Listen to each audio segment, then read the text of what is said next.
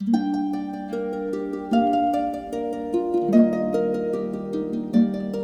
story of the Oppenheimer Collection is, for me, something that is emerging, coming out of the shadows.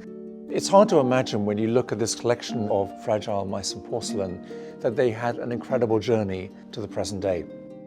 There have been many instances where pieces could have been lost or damaged during World War I and World War II. The fact that we see so many pieces in such beautiful condition is really a testament to the Oppenheimers and their eye for quality.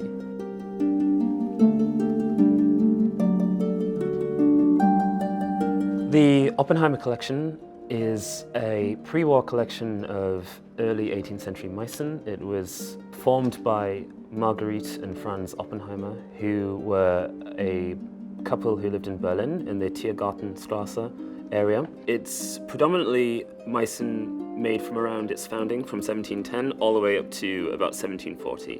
Meissen is the name that we give to the porcelain manufactured in the hilltop town of Meissen, which is upriver from Dresden.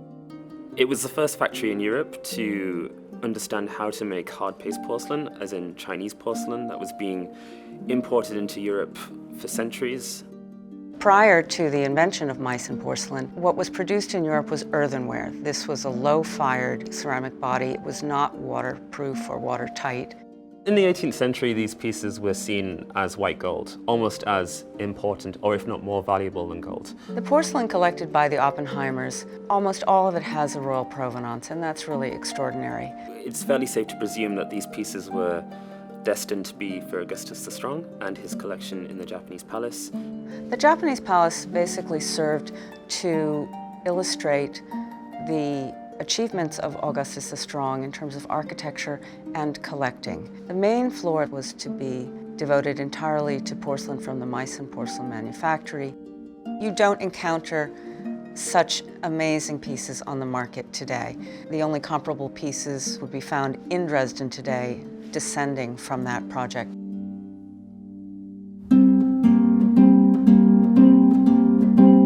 In 1927, the Oppenheimers presciently commissioned a catalog of their collection. It was part one, and we find many of the pieces in this catalog in the sale at Sotheby's today. The Oppenheimers really decided to home in on one type of decorative motif, which was the chinoiserie decoration. The term chinoiserie didn't exist in the 18th century, but essentially what it means is that the Meissen factory were reacting to the decorative arts and porcelain that were being imported into Europe at the time. The jewel of the Oppenheimer collection is the Meissen dated clock case. It's a complete trove of chinoiserie style. You have chinoiserie panels on the front and the sides.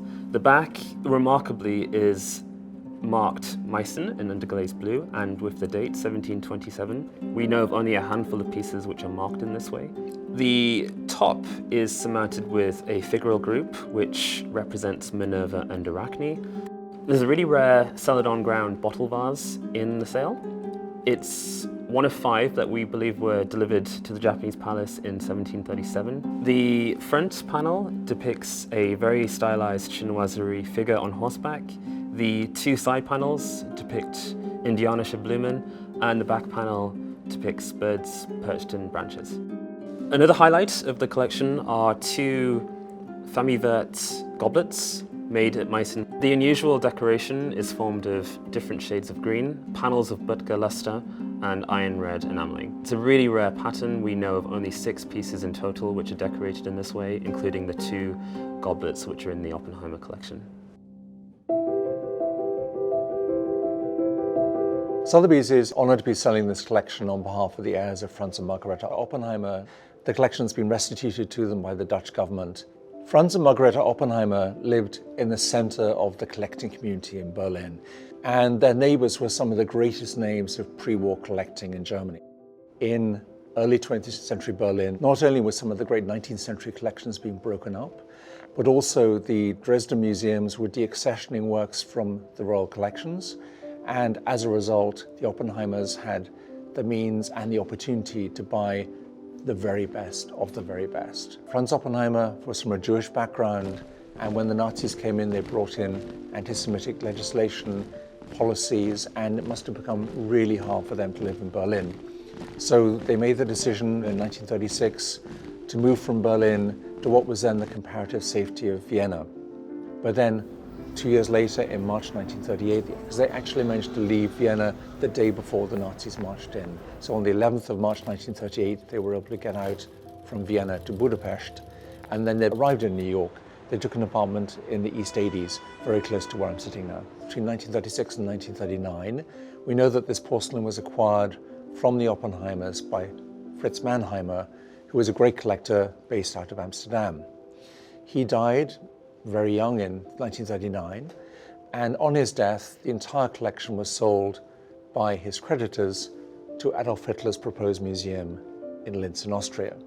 So it was moved by the Nazis to a monastery in what is now the Czech Republic for safekeeping, and then it was later moved to salt mines in Althaussee in Woods, Austria. The Allied monuments officers, who were culled from the American, French and English armies, discovered this porcelain in the salt mines in Althaussee in Austria and took it to the collecting point, so-called, in Munich for analysis and for restitution. The officers decided that all of this porcelain should be restituted to the Netherlands, and from there it went to the Rijksmuseum and has been in the Netherlands until its restitution ever since.